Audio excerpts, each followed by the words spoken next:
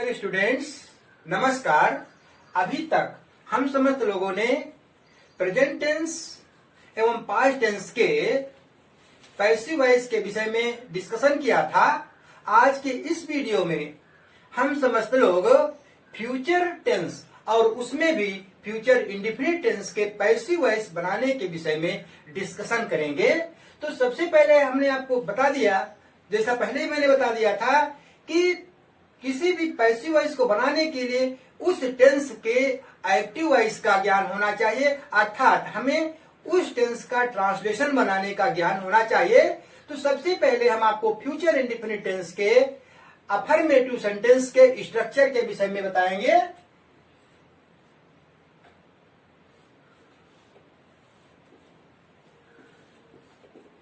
Active voice, ये future indefinite की बात कर रहे हैं हम लोग। इसमें सबसे पहले हम अफर्मेटिव में सब्जेक्ट लिखते हैं।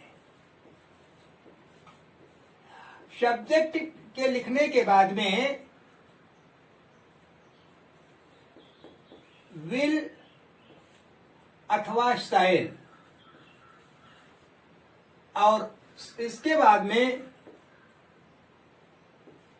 वर्ब फर्स्ट, और वर्ब फर्स्ट के बाद में ऑब्जेक्ट लिख देते हैं। अब यहां पर हमको एक चीज ये जानने की आवश्यकता है कि ये हमारा असर्टिव सेंटेंस का स्ट्रक्चर है। इस असर्टिव सेंटेंस का जब हम एक्टिव वॉइस बनाते हैं, जब अनुवाद बनाते हैं, तो सब्जेक्ट लिखा, विल या शैल लिखा, वर्ब की फर्स्ट फॉर्म का यूज किया, और उसके बाद में हमने ऑब्जेक्ट लिखा है। अब दो बातें हमारे सामने है, यदि विल है और शैल है, इसमें हमको किसका यूज करना है, तो हमको यह ध्यान रहना चाहिए, यदि सब्जेक्ट के रूप में आई अथवा वी हो, कौन कौन से, आई अथवा वी, तो हमको शैल का प्रयोग करना चाहिए। और यदि आई और वी के अतिरिक्त कोई शब्द हमारा सब्जेक्ट के रूप में लिखा गया हो, तो ऐसी कंडीशन में हमको विल का प्रयोग कर देना चाहिए। फॉर एग्जाम्पल, आई शैल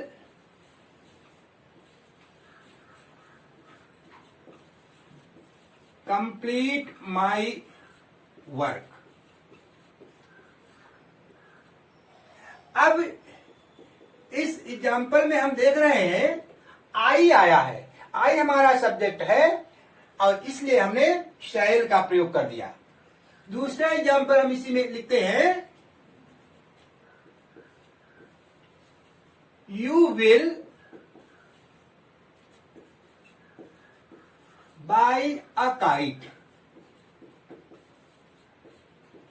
अब आपके सामने ये दो एग्जाम्पल्स हैं, और दोनों में देखिए, यहां पर चूंकि आई था इसलिए मैंने शैल का यूज किया है, और यहां पर ये यू आया है इसीलिए हमने विल का प्रयोग कर दिया है।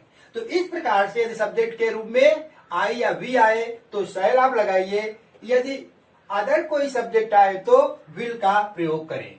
अब हम देखते हैं कि इस जो सेंटेंस है हमारे सामने दोनों दिए हुए हैं, इन दोनों सेंटेंस का पैसिव वॉइस कैसे बनाते हैं। तो जिस प्रकार से हम एक्टिव वॉइस का स्ट्रक्चर देखते हैं, उसी प्रकार से हम पैसिव वॉइस का भी स्ट्रक्चर देखेंगे। पैसिव वॉइस, जैसा कि हम सभी पहले से जानते हैं कि जो पैसिव वॉइस होता है, पैसिव वॉइस बनाने के लिए ऑब्जेक्ट से प्रारंभ किया जाता है।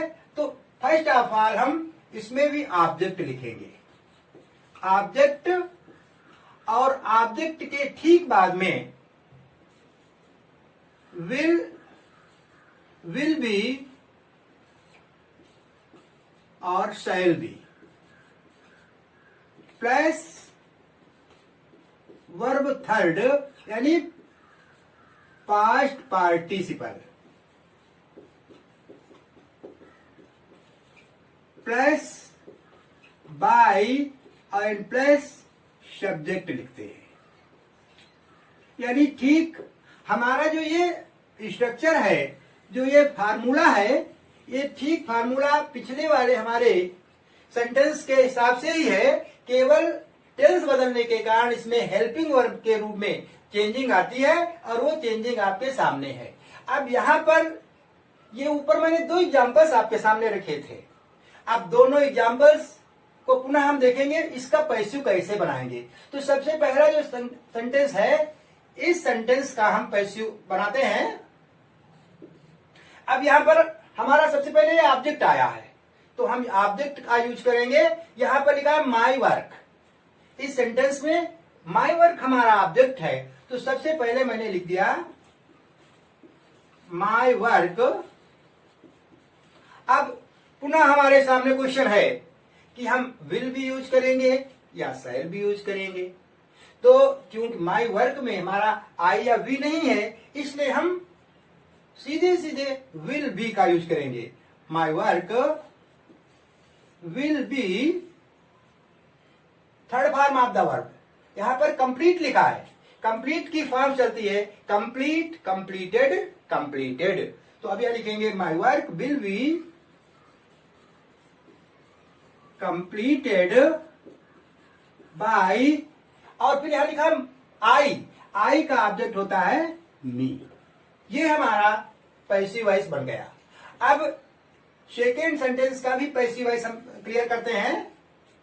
अब यहां पर हमारा ऑब्जेक्ट है अ काइट, फिर हमने लिख दिया अ काइट।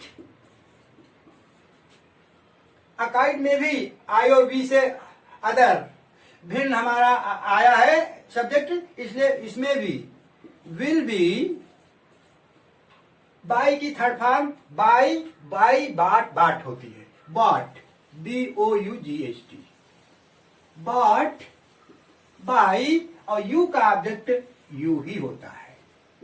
इस प्रकार से हमने देख लिया कि फ्यूचर इंडिफिनिट टेंस में जो असर्टिव सेंटेंस है, असर्टिव सेंटेंस के अंतर्गत अफर्मेटिव सेंटेंस का पैसिव वॉइस इस नियम के तहत बनाते हैं। अब हम इसी असर्टिव सेंटेंस के अंतर्गत ही हम निगेटिव सेंटेंस की बात करेंगे, क्योंकि प्रत्येक टेंस में स्ट्रक्चर तो एक ही होता है, लेकिन उसमें हेल्पिंग वर्ब का एक महत्वपूर्ण स्थान होता है। उसको कहां पर हम सजोते हैं, कहां पर हमको उसका प्रॉपर प्लेस कौन सा हमारा निश्चित है, उस स्थान पर हमको रखना होता है। तो पहले हम निगेटिव सेंटेंस के एक्टिव वॉइस में के स्ट्रक्चर के विषय में बात करेंगे। पुनः ध्यान दीजिए, अब इसमें भी हम सबसे पहले सब्जेक्ट लिखते हैं प्लस विल और shall plus not plus verb first plus object लिखते हैं।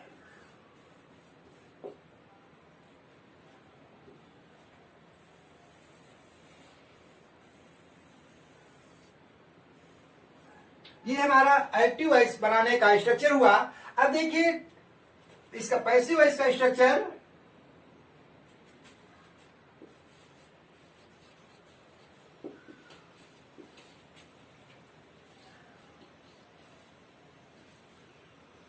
पैसिव वॉइस में first of all object plus will और shall plus not plus be plus verb third plus by plus subject लिखते हैं।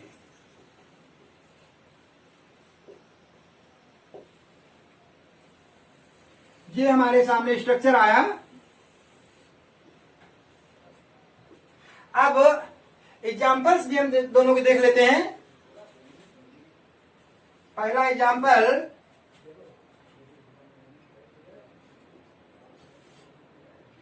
The Hunter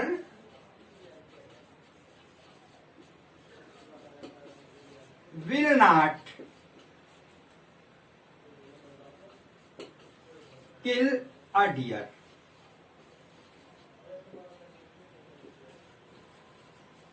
अब हमें इसका पैसिव बनाना है, सबसे पहले हमने देखा ऑब्जेक्ट की तलाश में की, तो ऑब्जेक्ट हमारा है अ डियर।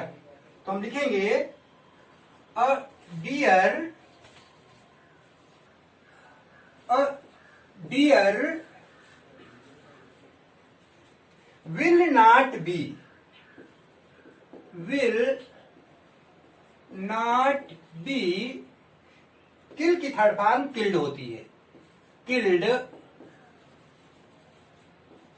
बाई, और आगे सब्जेक्ट यहां है द हंटर, क्या लिखेंगे द हंटर। अब दूसरा example, you will not assist मी। अब इसका हमें पैसिव बनाना है। अब इसका जब पैसिव बनाएंगे तो मी आ जाएगा पहले, मी का सब्जेक्ट आई, तो लिखेंगे आई। अब आई आ गया इसलिए shall, I shall not be assisted by you, full stop लगा देंगे। और इस प्रकार से हमारा निगेटिव सेंटेंस का पैसिव वॉइस बनकर तैयार हो गया। अब इस निगेटिव सेंटेंस के बाद में हमारा अगला जो सेंटेंस आता है वो इंट्रोगेटिव आता है, अर्थात अब हम इंट्रोगेटिव सेंटेंस की बात करेंगे। Interrogative, interrogative sentence. अब इंट्रोगेटिव में सबसे पहले हम विल या शायद सबसे पहले हम एक्टिव वॉइस लिखेंगे।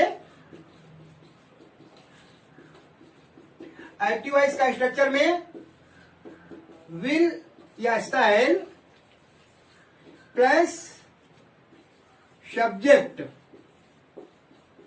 Plus verb first plus object, और अंत में क्वेश्चन मार्क होता है। यदि हमारा क्या, क्यों, कहां, कब, कैसे बीच में है, क्वेश्चन वर्ड लिखा है तो हमें ज्यों का त्यों लिख देना चाहिए। अब पैसिव वॉइस देखेंगे इसका हम। पैसिव वॉइस में फर्स्ट ऑफ ऑल विल या shall plus object plus be plus verb third plus by, और एट लास्ट सब्जेक्ट लिखने के बाद में क्वेश्चन मार्क लगा देते हैं। ये हमारा इंट्रोगेटिव सेंटेंस के पैसिव वॉइस बनाने का स्ट्रक्चर हुआ। अब हम इसके सीधे सीधे एग्जाम्पल्स देख लेते हैं। पहला एग्जाम्पल मैंने आपको लिख दिया, विल ही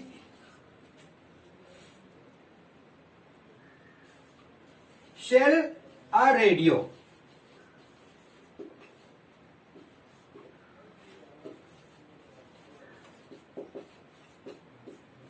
अब जब हम इस सेंटेंस का पैसिव बनाएंगे तो ऑब्जेक्ट हमारा अ रेडियो है, तो अ रेडियो के हिसाब से हम विल का ही यूज करेंगे। तो हम लिखेंगे will a radio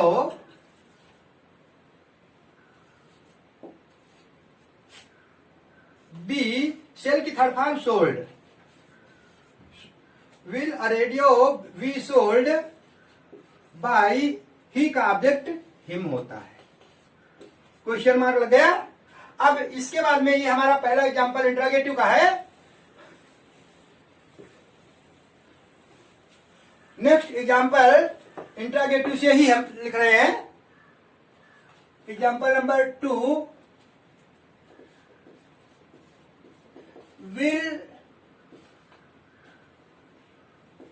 will they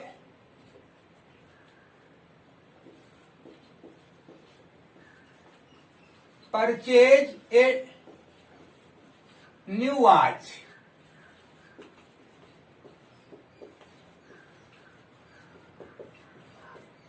पुनः देखिए, न्यू वॉच हमारा ऑब्जेक्ट है, इसको सब्जेक्ट के रूप में लिखेंगे। उसके पहले हम विल का यूज करेंगे। Will a new watch be purchased by they का ऑब्जेक्ट देम होता है और एट लास्ट क्वेश्चन मार्क लगा देंगे।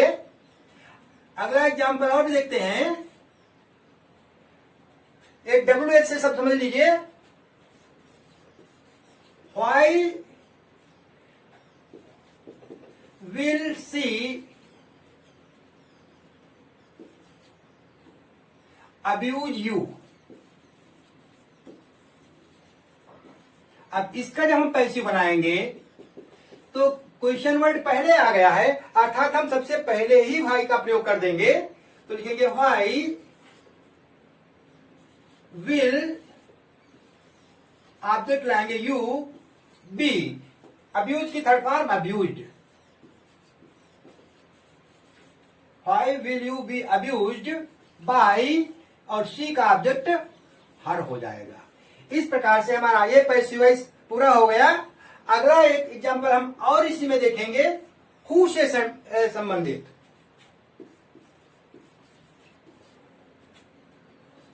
हु विल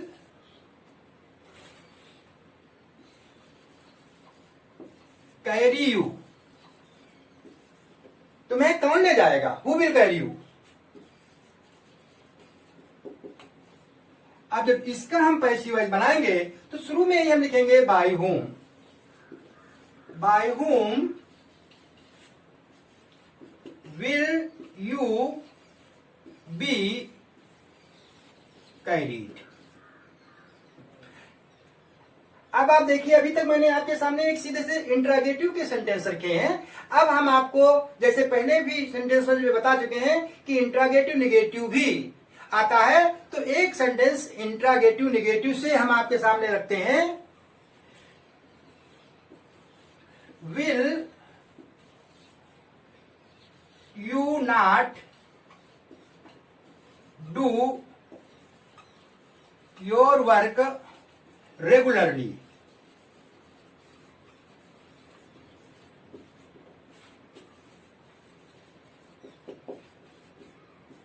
अब देखिए, कोई भी कठिनाई नहीं है, वेरी इजी सिस्टम है। हमारा सामने विल लिखा है, हमारा ऑब्जेक्ट है यहां पर योर वर्क, तो लिखा जाएगा will your work not be, do की थर्ड फॉर्म डन होती है, डन रेगुलरली बाय यू। अंत में क्वेश्चन मार्क लगा देते हैं। इस प्रकार से हम, यदि हमारे सामने कोई इंट्रोगेटिव निगेटिव सेंटेंस आ गया हो तो हमको बिना भयभीत हुए, बिना किसी चिंता के हमको पैसिव वॉइस बना लेना चाहिए। और इस प्रकार से हमारा फ्यूचर इंडेफिनिट टेंस का पैसिव वॉइस बनाने की जो प्रक्रिया थी वो पूर्ण हुई। अब यदि आपको मेरा वीडियो अच्छा लगा हो तो मैं आपसे जरूर निवेदन करूंगा कि आप इसे लाइक करें, शेयर करें तथा चैनल को सब्सक्राइब करना न भूलें, जिससे आने वाले समय में मेरा न्यू वीडियो आपको पुनः प्राप्त हो सके। नमस्कार।